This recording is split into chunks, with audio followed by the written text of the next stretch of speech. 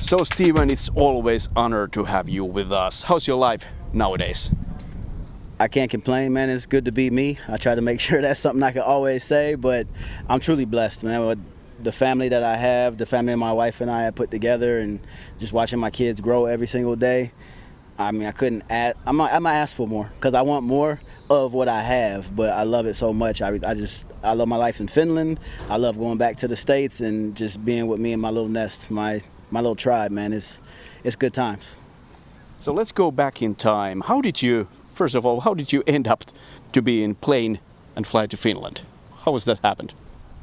Okay, funny story. I didn't even know they played football in Europe. And I got on this website called Europlayers. And the first contact, I'm not sure if I can't remember all the way if it was, I just remember it started with a K. So I want to say it was like Kovalo or something, but it was a second division team, asked for my highlight tape. And it just tells you how old I am. It was a VHS tape, a cassette. And I had to go to the post office and ask if they had a globe because I was like, I don't know what a Finland is. So I had to find it, and then I was like, oh, cool, this is Russia. I was just true American ignorance. I had no clue. And then I just forgot about it because that was like 2003, 2004. And then I ended up going to the CFL, playing in Germany, playing in Italy. And then when I was in Italy, my quarterback, Donald Allen, played for the Helsinki Roosters the year before. And I'm not going to shame Italy, but our time there was not favorable. That was more about our organization there. It was really bad with the we won the Super Bowl in Italy and had the worst time of our lives. So how does that even happen? But he just talked so highly of how Finland was, and hearing him just pick up the phone, and he's from the South with a deep Southern accent. I could barely understand him, and I was born in Texas. But he would call people in Finland and have conversations, and I'm like, they understand you? So I was like, that was crazy because nobody in Italy understood anything we were saying ever. So the fact that I could speak English, how he spoke of the country, when we went home, I was like, I'm done with Europe. It was such a bad experience. And I said the only places I will entertain are Austria because we played a Euro Bowl game there and it was amazing, and Finland because of what he said. And sure enough, the Wolverines were one of the only teams that contacted me that year. And I was actually quite rude to them. I was like, nope, not coming unless you give me this, and that. And they were just like, cool, all right. And I was like, oh, okay, I guess I'm coming. And I ended up here. So what was this year when you came? 2008. Yes, and talking about the 2008, it was crazy in offense that year. Robert Johnson, Ryan Ruffin, Rocky Chalsuli, Sonti Wong, etc. But then there was the biggest star, the number 28 from Wolverines. You scored 47 or 46 touchdown that 47. Season. How do you recall that summer now? It seems that you recall it. Oh, yes, 47 because 4 times 7 is 28, and 28 is my jam. That's my number, right? I didn't do that intentionally. It just happened out. It worked out that way. Don't forget Mike Bolio, because Mike Bolio is actually from a similar area where I'm from. So we knew each other from back in California, and we were going back and forth battling that year as well. But that year was crazy. I think that's one of the biggest offensive explosions the SAJL has ever seen. They changed a lot of rules after that year, changed the entire format. But what I remember most about that year is not once was I named player of the week. And it was crazy to me because I had several games where I scored 6 touchdowns. I had a 7 touchdown game. I had an 8 touchdown game. And still, I think Ryan Ruffner got player of the week that week for throwing 6 touchdowns and winning. I mean, it's a testament to the talent that was in the league, that there was so much firepower going on. If you could score 8 touchdowns and you're still not player of the week. Like, it never happened the whole season. I was like, all right, I guess I got to be a little bit better. So you just praised Finland before you came here, but what made you come back and stay in Finland for following years? Well, after that first year, that exciting year, I signed a provisional contract with the Wolverines because I said I'm going back to the CFL. I was talking to a few CFL teams. Things didn't work out, but I told the Wolverines, hey, I'll come back on a provisional contract. If the CFL calls, I'm gone instantly. And they were more than happy with that, so that's what we signed up for. But the reason I came back, though, is just the year we had as an organization. And again, everything that Donald told me was absolutely accurate. And I genuinely just enjoyed my time as a person. Playing all over the world, I ended up in several situations where like there was no access to internet, phones, or human decency. And the fact that we were treated like people here and what we brought to the table was truly respected and valued, that was valuable to me. So part of me was like, I got to give back. And I wanted to come back. I was happy to come back. Of course, I wanted to go to CFL, but this wasn't a bad consolation prize. And then even when I got hurt, they still honored my contract, allowed me to coach throughout the rest of the year, so it really did right by me, which I knew the experience in Italy, it would have been nothing like that. So I had a lot of pride for the organization at that time. So then coming back the third year, it was kind of the same thing, but it was I had to get back. And little to be known, nobody knew when I was in America after being injured, I had no finances or means to rehab. So I was just struggling. And I had not done a full sprint before the first game of the season. When I was back out here, and I was like, we're going to figure it out, don't worry. But yeah, that thankfully, that was kind of being an ignorant child, young and immature, just letting the organization believe in me when I didn't believe in myself. But I'm grateful that they did, and I tried to deliver. So if you think about the scoring and records, those are personal, but the game is about team and teammates. What are the names come first to your mind and who were the big parts when you were breaking those records? When you talk about team, I'll tell you right now, my team is my family, the family that I built in being here. And for your previous question, that's the reason I stayed and came back, because during that season when I was injured, I actually had the mental capacity to do something else than football, and that's when I met my now wife and mother of my children. So Pipsa Mari Sankari Stokes, that's the first name that attributes to the record, because she's what kept me here and building that up. And then other than that, it would be a dishonor for me to start naming certain athletes, because I'm gonna leave a lot of people out that are really important to me and played a part in that journey. But I have to speak to Teemu and Petja. Teemu brought me here, told me my first finished words, showed me around the city, made sure we always had what we needed.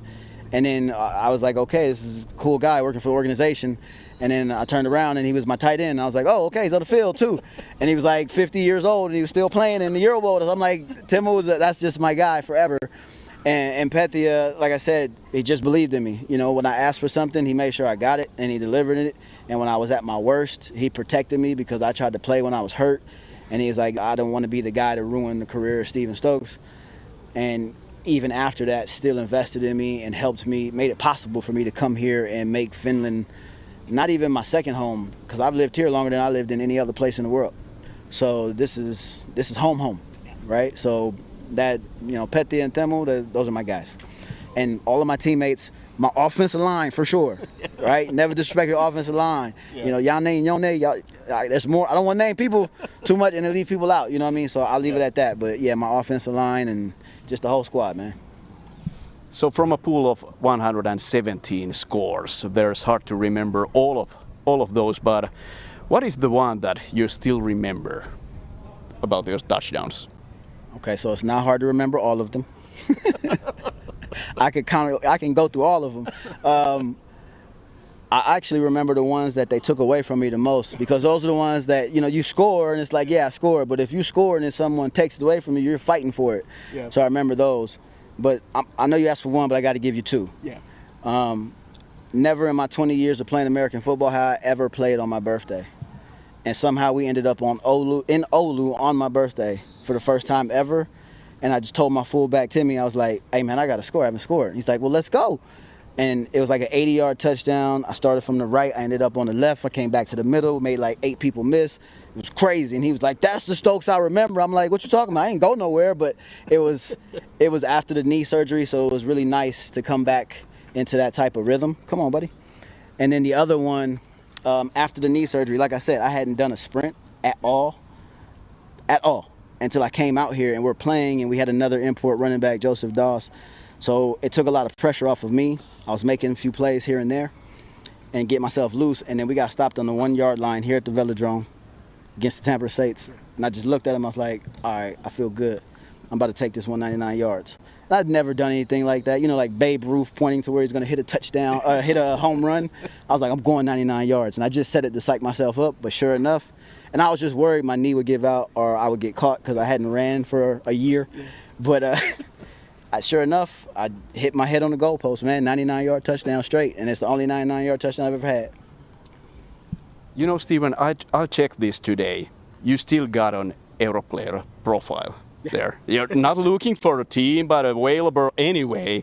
How do you describe your level of football passion today, or flag football? It was rough. Honestly, retiring, I retired before I wanted to. It was just situations and circumstances made me make a irrational decision, a quick decision, like a knee-jerk reaction. And that's why I kind of unretired like 2 or 3 times.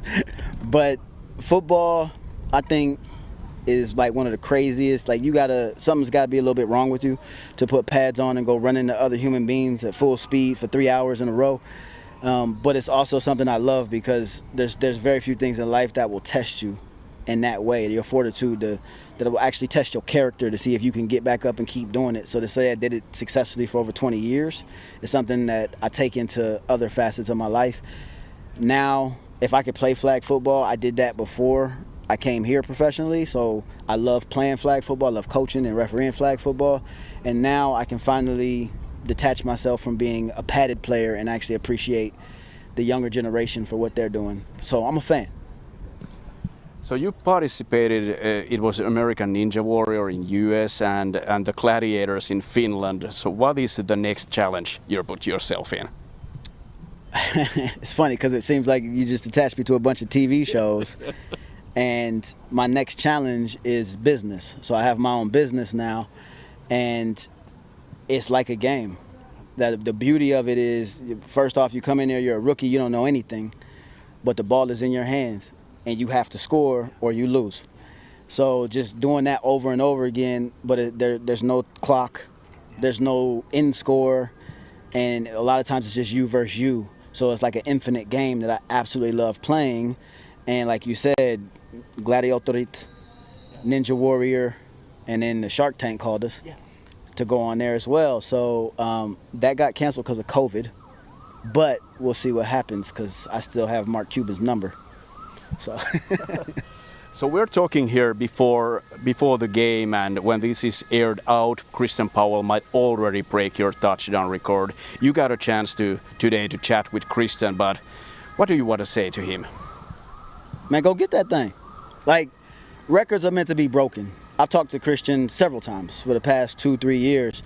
One, I like to say I'm absolutely proud of him because, first and foremost, if I didn't set the record, then I would still just be at home probably, washing someone's butt or something like that. But I got invited out here today because there was a record set and because he had the longevity and the talent and the skills to break it. It brought me back out and brought me back into something I love. So that's what records are here for. The Olympics are going on right now. We keep seeing records being broken and celebrated and the emotion behind that. So for right now, it's nothing but pride. And also knowing I had a little piece in it too, because my business, the product that we designed for sports performance, Cristian uses that. So I can say I had a hand in helping the next man break the record, right? So you just pass the torch. You know what I'm saying? Go get that thing, Cristian. I'm pretty sure you're going to get it. So Steven, on my own and from the whole community of football in Finland, I say thank you. It was an honor to have you here. Kiitos kovasti.